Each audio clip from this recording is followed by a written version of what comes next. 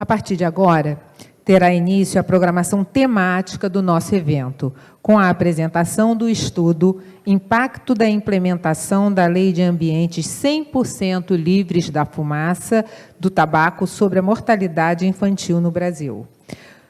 Produzido por pesquisadores do INCA, do Imperial College London, do Reino Unido, do Erasmus Medical Centre, da Holanda, do The International Union Against Tuberculosis and Lung Diseases, com sede na França, e da Universidade de São Paulo. Para tanto, convidamos ao palco o representante da Divisão de Pesquisa Populacional do INCA, senhor André Sclo.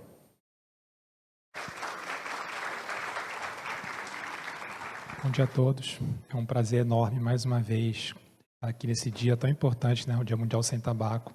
Cumprimentar aqui as autoridades presentes, participantes, convidados, amigos e amigas, para falar desse tema da mortalidade, da diminuição da mortalidade infantil no Brasil em função da implementação da Lei de Ambientes 100% livres da fumaça do tabaco. Como acabou de ser dito, é um estudo de colaboração com várias instituições, vários pesquisadores nacionais, internacionais, parceiros aqui do INCA, a Lisa, a Miriam, a Cristiane e tantos outros. Nada mais oportuno do que falar do efeito do tabagismo passivo num dia em que o tema, né, do Dia Mundial Sem Tabaco é saúde pulmonar. Obviamente, os malefícios do tabagismo ativo já são amplamente conhecidos e o do tabagismo passivo também tem evidência científica suficientemente comprovada dos danos tanto nas crianças quanto nos adultos. Danos, inclusive, muito importantes no que diz respeito à saúde pulmonar. E o fumo passivo, ele causa no mundo cerca de 900 mil mortes, sendo 54 mil mortes apenas em crianças com menos de 5 anos de idade. Esse artigo, esse estudo, ele também é bem oportuno, porque ele vai diretamente ao encontro da Agenda 2030 de Desenvolvimento Sustentável, como já foi dito aqui, né? Entre as 17 metas de desenvolvimento sustentável, particularmente a meta 3, ela fala explicitamente da redução da mortalidade neonatal e infantil na população dos países. E reforça que o combate ao tabagismo, a prevenção, a iniciação e a promoção da cessação tem um papel fundamental para você poder atingir essas metas. O Brasil, ele foi escolhido para desenvolver esse estudo porque ele naturalmente é um laboratório natural do que aconteceu com a implementação da Lei de Ambientes 100% livres de fumo. Ela não aconteceu, a proibição total não aconteceu imediatamente, ela passou por diversas fases de implementação. E quais foram essas fases? Começa lá em 96, a Lei de 96 federal, ela partiu de uma proposta de proibição total. O artigo ele falava claramente, é proibido o uso de produtos fumígenos em ambiente recinto coletivo fechado. No entanto, o que era para ser uma exceção acabou virando a regra. Né? A regra virou em que você teria um ambiente separado entre fumantes e não fumantes, com condições de arejamento. E o texto que seguiu essa lei do decreto, ele era extremamente pouco claro e pouco preciso em como se daria essa separação e como se daria essa ventilação. Ele falava de qualquer meio ou recurso eficiente, considerando adequado, inclusive, condições de ventilação natural, para impedir um acúmulo, termos pouco precisos. Na prática, o que todo mundo aqui vivenciou foi que você estava convivendo no mesmo espaço, fumantes e não fumantes, separados às vezes por uma plantinha no ambiente natural. E isso não aconteceu por acaso. Obviamente, sofreu uma forte interferência na indústria do tabaco para que isso acontecesse. Documentos internos da indústria do tabaco que foram revelados mostram que um pouquinho antes da promulgação dessa lei, eles falavam que estavam trabalhando junto ao Poder Legislativo para trabalhar em conjunto para tentar assegurar uma linguagem que permita uma adaptação razoável dessa lei. E o que vinha a ser essa adaptação razoável? Vinha a ser assegurar um princípio de convivência refletido, né, na regulação que seria propriamente entendido e divulgado. Isso aqui era exatamente o que apareceu um pouquinho antes do decreto que regulamentou essa lei. E que princípios eram esses? Princípios de convivência e harmonia entre fumantes e não fumantes. Então, na prática, a população brasileira ela estava exposta, continuava exposta aos malefícios do tabagismo passivo. Não por acaso, a gente tem aqui no Brasil o Dia Nacional de Combate ao Fumo, que geralmente segue o mesmo tema do Dia Mundial Sem Tabaco, mas essa insatisfação, essa percepção de que não estava sendo efetiva essa legislação de proibição de fumar em ambientes coletivos fechados, fez com que durante 5 anos seguidos, o Dia Nacional de Combate ao Fumo, 2005, 2006, 2007, 2008, 2009, tivessem como tema principal a questão do ambiente livre. Alguns estados, municípios, pensando, já antecipando que esse movimento estava crescendo e que a gente iria chegar finalmente na proibição total, se anteciparam e passaram a fazer uma lei parcial. Eles realmente regulamentaram o que seria essa separação e esse arejamento, essa ventilação. Ou seja, eles se anteciparam à proibição total para fazer uma proibição parcial. Outros estados, como o Rio de Janeiro, como São Paulo, em 2009, eles passaram diretamente para uma proibição total. E, finalmente, a população brasileira foi contemplada, né, em 2014 com a regulamentação de uma lei de 2011 que finalmente proibiu o fumódromo e concedeu, então, à população brasileira essa proibição total. E foi, inclusive, tema do Dia Nacional de Combate ao Fumo de 2014.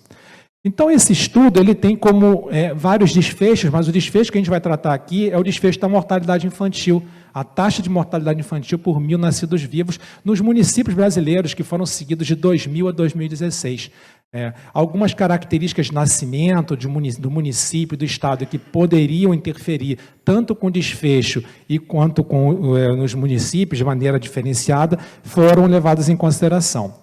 Então, assim, a representação gráfica do que aparece no artigo, eu trouxe aqui só o exemplo do Rio Grande do Sul e do Rio de Janeiro, que foram os 2 estados que eu falei aqui da legislação.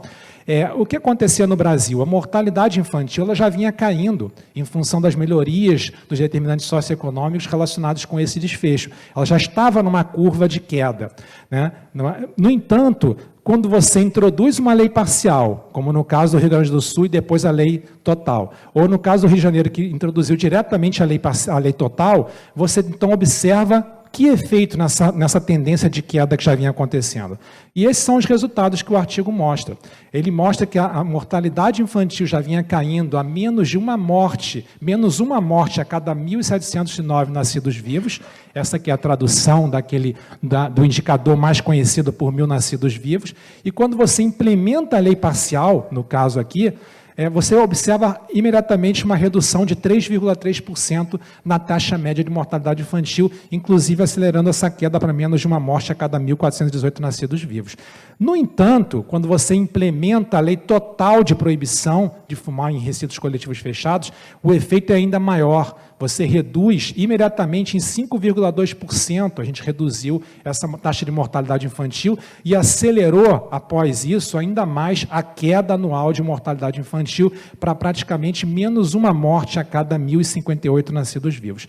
E um outro dado muito importante que a gente mostrou nesse estudo é que os municípios com maiores taxas de pobreza e menores níveis de escolaridade foram os mais beneficiados nessa redução da mortalidade infantil, mostrando como é que essa política ela conseguiu reduzir ainda a desigualdade social que tinha nesses municípios com relação a esse desfecho de saúde tão importante que é a mortalidade infantil.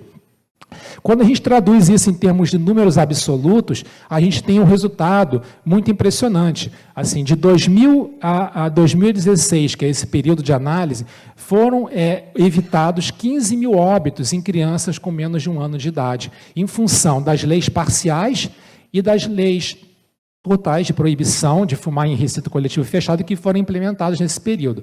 No entanto, como eu mostrei anteriormente, se aqueles estados, aqueles municípios que passaram pela etapa intermediária da lei parcial tivessem migrado imediatamente para uma lei total de proibição, a gente teria conseguido evitar 10 mil mortes, cerca de 10 mil mortes a mais em crianças com menos de 1 ano de idade. O que é interessante é que já há mais de 30 anos, há mais de 3 décadas, que se sabe que tem evidência científica comprovada, suficiente, dos malefícios do tabagismo passivo, tanto sobre a criança quanto sobre o adulto. No entanto, nesse mesmo período em que estava sendo discutida a lei de proibição de ambientes 100% livres de fumo, a gente percebia que a indústria do tabaco, em 2000, por exemplo, já contestava da evidência se realmente o tabagismo passivo causava esse malefício como estava sendo dito pela comunidade científica. Ela chegava, inclusive, ao cúmulo no seu site de colocar que você realmente não deve fumar perto de crianças e bebês. Desde que você pode fazer isso desde que não seja por um período prolongado. Eu acredito que provavelmente esse período prolongado ele não inclui pelo menos os 9 meses de gravidez e 1 ano de nascimento, de vida após nascimento, que é o período que inclui o nosso estudo. Então, qual é o custo final, né, para o Brasil da interferência da indústria do tabaco para retardar medidas de prevenção e redução do tabagismo, tal como essa medida que a gente viu aqui, que foi retardada, teve o seu atraso na sua implementação mais efetiva em função de uma série de estratégias que aconteceu. Como já foi dito aqui, esse impacto, esse custo para o país, ele pode ser medido de alguma forma pela essa ação civil pública que foi ajuizada há cerca de 10 dias pela Advocacia Geral da União contra os fabricantes de cigarro, que busca o ressarcimento sobre os tratamentos relacionados com doenças causadas pelo tabagismo ativo e também, obviamente, pelo tabagismo passivo. Mas tem um aspecto importante que tem muito a ver com os resultados desse estudo. Essa ação também busca um ressarcimento por danos morais coletivos, uma responsabilidade subjetiva, por omissão e manipulação, por exemplo, das informações sobre os malefícios do tabagismo passivo sobre a saúde, que é exatamente o que a gente viu, aquilo que aconteceu no Brasil. Essa manipulação e essa omissão retardou a implementação da lei de proibição total, né, de poder você fumar em ambientes coletivos fechados, causando mais mortes e mais custos para a saúde, fazendo com que mulheres grávidas não parassem de fumar e que a população estivesse ainda mais exposta ao fumo passivo em ambientes coletivos. Então, assim, para concluir, esse estudo ele tem vários objetivos e vários encaminhamentos importantes. Primeiro, mostra que a gente já tem a lei, está funcionando, mas que a fiscalização dos poderes federais, estaduais e municipais tem que ser sempre incentivada, porque a gente sabe que ainda tem situações em que as pessoas estão expostas ao fumo passivo em ambientes coletivos fechados. Então, isso é muito importante para reforçar que tem um impacto muito importante na saúde, nesse caso aqui do estudo, na mortalidade infantil. O segundo ponto importante desse estudo é que ele reforça a conscientização sobre os malefícios do tabagismo ativo e passivo sobre a saúde da população, mas também escancara claramente qual é o impacto que a gente sofreu com essa lei, na implementação dessa lei, da interferência na indústria do tabaco. Isso é fundamental, porque a gente tem que, obviamente, esse estudo, ele celebra as conquistas passadas, mas cria também um alerta sobre os desafios presentes e futuros. E nós temos vários desafios, desafios presentes e futuros, que estão sofrendo hoje em dia a interferência na indústria do tabaco, como, por exemplo, a política de aumento de preços e impostos, com os preços congelados desde 2016. A gente tem que realmente promover a efetiva implementação do protocolo de eliminação do comércio ilícito de produtos derivados do tabaco. A gente tem que afastar o máximo possível a exposição desses maços de cigarros lindos, colocados juntos com doces e balas. Tem uma resolução da Anvisa que está prevista para ter essa implementação no ano que vem. A gente tem que lutar pela embalagem padronizada, embalagem genérica, fazer valer, de fato, a resolução da Antiva, a resolução que proíbe a adição de aditivos nos produtos derivados do tabaco. Isso tudo são políticas que estão passando pelo mesmo problema que a política de ambientes livres passou há alguns anos atrás. A gente tem hoje em dia, por exemplo, um projeto de lei no Senado, 769, que aborda uma série dessas medidas que foi proposto em 2015 e que está sofrendo atrasos. Cada atraso que sofre esse projeto são mortes que estão sendo computadas e gastos para o serviço de saúde, mortes, inclusive, de infantis, de crianças de menos de 1 ano de idade. A população, esse projeto, inclusive, ele propõe uma questão específica relacionada com exposição passiva, que é você proibir fumar dentro de veículos com que tenham crianças menores de idade, que conta, inclusive, com uma aceitação importante da população, inclusive de fumantes brasileiras. 87% são a favor dessa medida, mas ela está sofrendo interferência, não consegue avançar.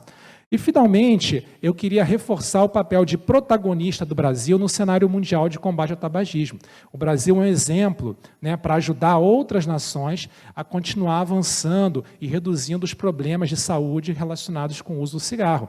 Então, assim, a gente está mostrando a nossa história de como é que a gente teve atrasos na implementação da lei e como é que isso aí pode ter efeito na mortalidade infantil e no sentido de poder ajudar outros países que não estão passando pela mesma situação e que têm leis parciais, não leis totais de proibição em fumar em recinto coletivo fechado. Populações de bilhões de habitantes, como os países da Ásia e os países da África, que estão passando pela mesma situação, e a gente espera que esse estudo, inclusive contando com a participação de parceiros internacionais, possa alavancar essa política nesses outros países. Muito obrigado.